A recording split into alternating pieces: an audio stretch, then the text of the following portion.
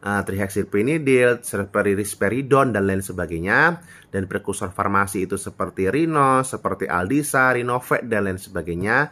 Kalau lemarinya memungkinkan untuk dimasukkan obat tersebut, silahkan teman-teman simpan dalam lemari tersebut. Namun itu harus bila sediaannya muat dalam lemari tersebut.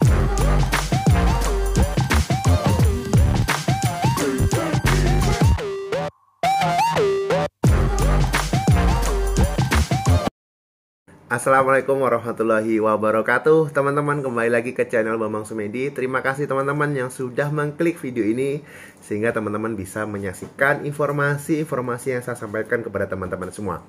Tentunya di channel ini kita akan membahas tentang obat-obatan, farmasi, apotek, apoteker, dan isu-isu terbaru terkait dunia kefarmasian. Oke teman-teman, pada video kali ini saya khusus menjawab pertanyaan dari teman kita yang bertanya pada saat saya membahas tentang lemari khusus untuk menyimpan obat-obat golongan psikotropik dan narkotik. Nah, ini videonya teman-teman ya. Ini videonya. Linknya saya tempelkan di atas ini. Nah, jadi teman kita ini bertanya, Bang, apakah obat sediaan prekursor harus disimpan di situ juga atau tidak? Nah, perlu kita ketahui bersama, sebelum kita masuk apakah obat prekursor perlu disimpan di situ atau enggak nih. Nah, kan gitu.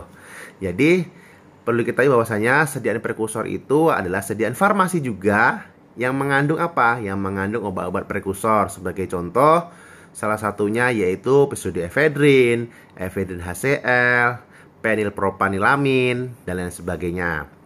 Nah, ini golongan-golongan obat ini tentunya banyak beredar sediaan-sediaan farmasinya yang dikemas sedemikian rupa. Ada yang termasuk golongan obat bebas terbatas dan termasuk golongan obat keras.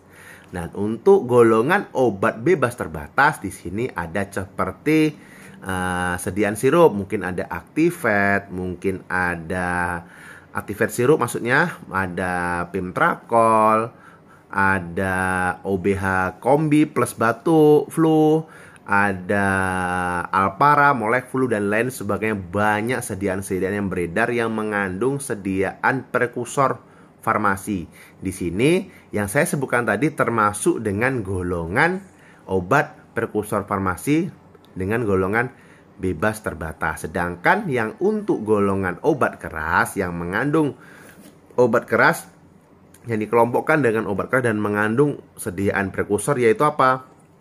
Ada Tremenza tablet, ada Rinos SR, ada Aldisa SR, ada Rinovet, dan lain sebagainya. Itulah contoh-contoh obat prekursor farmasi yang termasuk golongan obat keras. Di sini teman-teman juga harus aware, harus peduli dengan khusus sediaan obat-obat prekursor ini. Karena sediaan prekursor farmasi itu sendiri yang termasuk golongan obat keras ini harus pemberiannya disertai dengan resep dokter.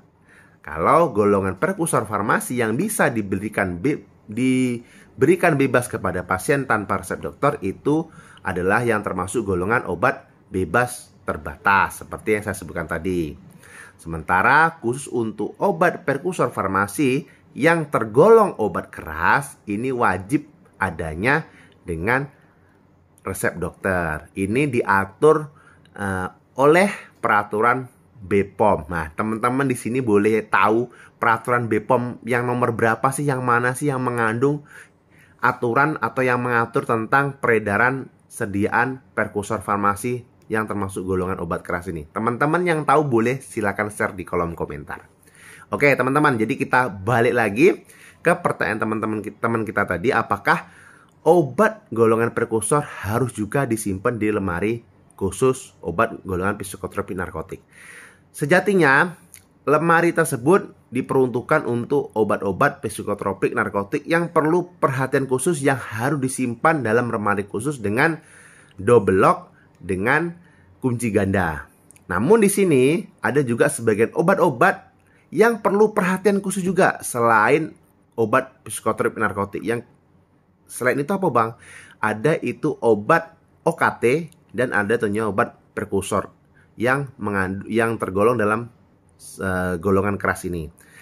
saran saya kalau teman-teman di sini memadai, tempatnya memadai, tempat lemari itu memadai untuk dimasukkan obat OKT, obat keras tertentu seperti trihexylphenidil, seperti risperidon dan lain sebagainya, dan prekursor farmasi itu seperti Rino, seperti Aldisa, Rinovet dan lain sebagainya. Kalau lemarinya memungkinkan untuk dimasukkan obat tersebut, silahkan teman-teman simpan dalam lemari tersebut. Namun itu harus bila sediaannya muat dalam lemari tersebut. Dan kalau penyimpanannya di lemari tersebut, teman-teman silahkan sekat atau teman-teman silahkan bagi letaknya. Harus dibedakan. Ini loh obat prekursor, ini loh obat OKT, obat keras tertentu, ini loh obat psikotropik, ini loh obat narkotik. Harus ada sekat dan bagiannya tertentu. Supaya apa? Supaya stok obat tersebut tidak tercampur. Ini tentunya memudahkan kita dalam pengawasan atau peredaran dan pelayanan obat-obat tersebut. Namun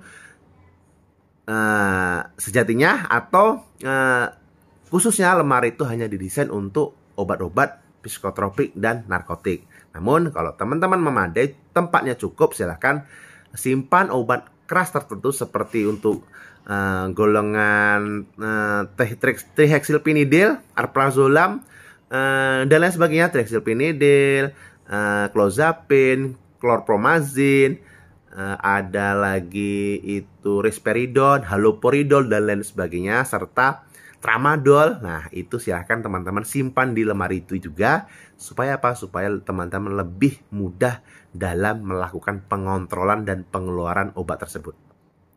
Oke teman-teman ya, mudah-mudahan informasi yang saya sampaikan ini bisa bermanfaat buat teman-teman semua, dan teman-teman lebih bisa aware terhadap obat-obat yang memiliki kriteria dengan golongan tertentu. Untuk teman-teman ketahui sendiri bahwasannya aturan itu dibuat kepada kita, aturan itu dibuat oleh undang-undang, baik itu oleh pemerintah, Menkes, dan Presiden, ataupun dari BPOM itu sendiri. Itu tujuannya untuk mengamankan kita saat berpraktek di farmasi. Oke teman-teman, terima kasih. Mudah-mudahan video ini bermanfaat buat teman-teman semua. Saya akhiri. Assalamualaikum warahmatullahi wabarakatuh. Tanya obat, tanya apoteker. Salam sehat.